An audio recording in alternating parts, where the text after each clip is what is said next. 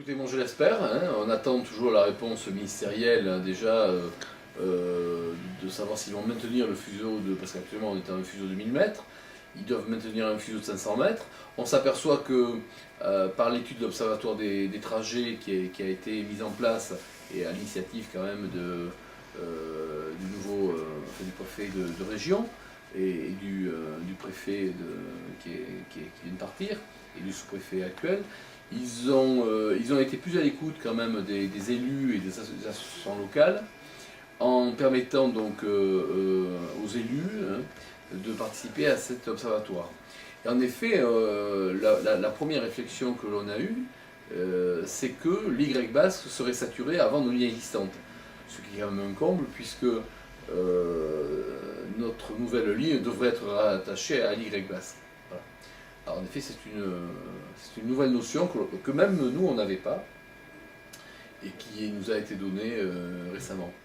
Le premier projet était un projet qui se situait donc au rond-point de Capitoari, donc en direction de la route de Souraïd, et où on accédait à cette gendarmerie par un rond-point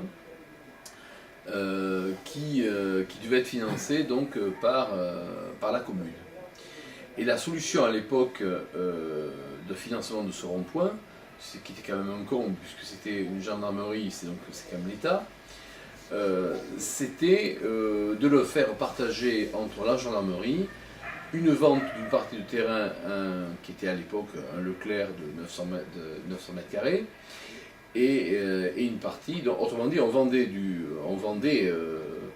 terrain pour pratiquement à perte, hein, puisque la gendarmerie c'était un bail amphithéotique. Il n'y avait que le Leclerc qui achetait le terrain et le financement de ce rond-point se faisait de cette manière-là. Bon. Les recours ont fait qu'on est arrivé au terme de l'échéance d'emprunt. Hein, et la banque en a profité, puisqu'on tombait au moment de la crise financière, pour dire, ben voilà, il y a un recours qui est là, finalement on ne prête plus, donc le projet de gendarmerie, ça tombe finalement, ouais, puisqu'on ne peut plus prêter. Voilà. Donc la société qui devait donc construire la gendarmerie, c'était la société Eiffage, qui avait été retenue. Le prêteur, c'était Sicobail, filiale du Crédit Foncier. Et le loueur, c'était la commune. Bon. Et donc, on s'est trouvé dans l'impasse où il a fallu prendre la décision, ben, on n'a plus de prêt, donc on ne fait plus de gendarmerie.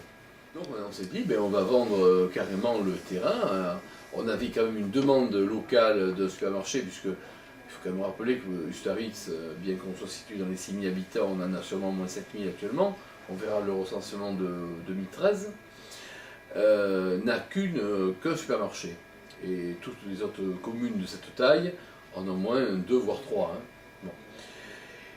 C'est dans ce cadre-là où on a proposé donc à Leclerc, est-ce qu'il voulait s'agrandir et ne pas rester sur une surface de 900 mètres carrés, mais de faire un hyper Leclerc satisfaisant donc non pas la commune mais une intercommunalité.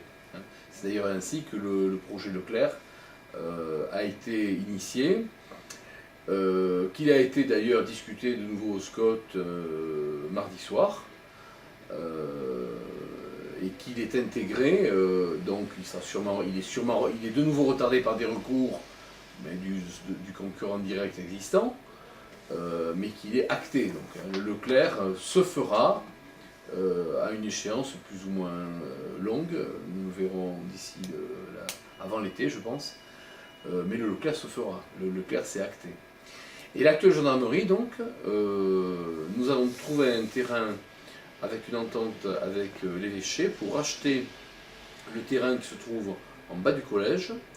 Et là, il y a un nouveau mode de construction qui est intervenu, c'est la construction par l'Office 64, qui reprend ses prérogatives d'avant, puisqu'ils ont construit beaucoup de gendarmerie, Et donc un accord est intervenu entre la commune, le diocèse et la gendarmerie,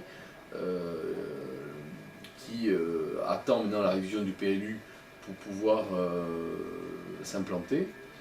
Et Office 64 est déjà en train de travailler sur les plans donc, de cette future gendarmerie qui se trouvera donc au bas du collège Saint-François-Xavier.